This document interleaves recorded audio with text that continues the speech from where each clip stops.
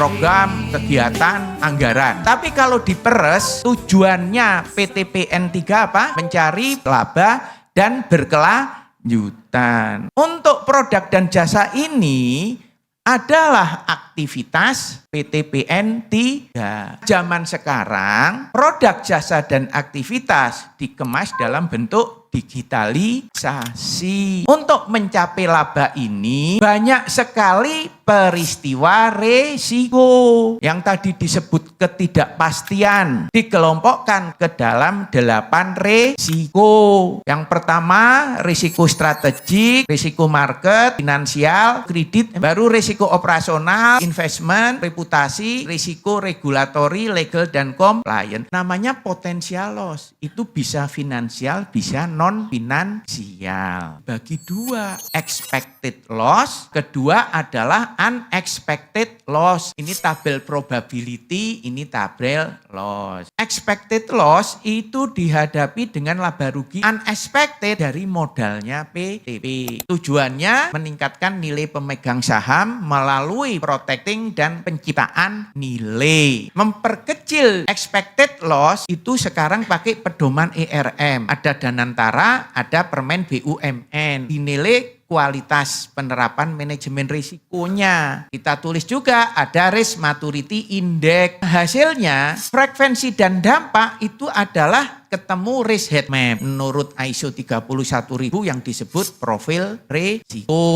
Fraud ini sering terjadi di aktivitas PTP itu 3 hal. Di bidang kerjasama, pengadaan, sama pengelolaan aset. Ini ditangani dengan 4 pilar ini. Bagaimana risk governance-nya, gimana risk framework, gimana risk proses, gimana internal control system. BJR ini bisa selamat kalau 1 punya itikat baik, 2 ada kehati-hatian, 3 tidak ada benturan kepentingan, 4 telah mengambil tindakan pencegahan. Jadi di dalam hal kerjasama, pengadaan, pengelolaan harus memenuhi persyaratan 4 ini. Baru dari webinar ini ada 6 poin. Pertama adalah tujuan dari PTPN adalah profit dan sustainable, di mana PTPN memproduksi dan menjual produk dan jasa di mana di era saat ini telah dikemas dalam bentuk digitalisasi. Poin yang kedua yaitu dalam mencapai profit tersebut, PTPN menghadapi peristiwa risiko yang disebut ketidakpastian. Risikonya terdapat 8, yaitu risiko strategik, market, financial, credit or counterparty, operasional, investment, reputasi, regulatory, legal,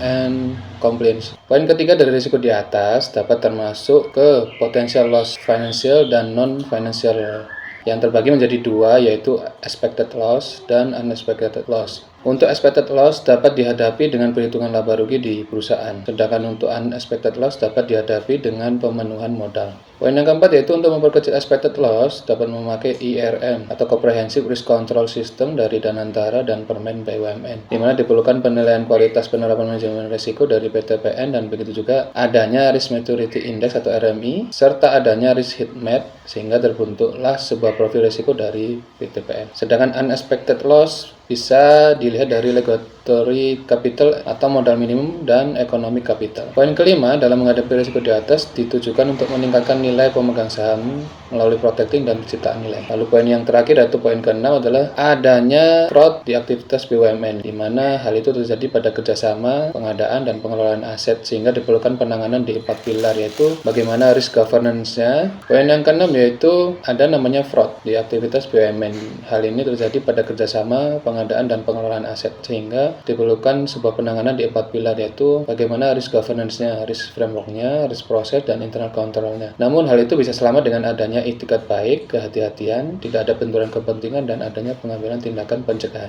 Ya, itulah 6 lesson learned dari webinar Sadari yang berjudul mengukur risiko dalam angka, probabilitas, dampak, serta implikasinya terhadap keputusan bisnis yang telah dibawakan oleh Profesor Gandung Troy Sulistrantoro, Ketua Badan Sertifikasi Manajemen Risiko IRPA. Semoga materi ini bermanfaat untuk kita. Bila mana ada kekurangan saya mohon maaf. Sekian dan terima kasih.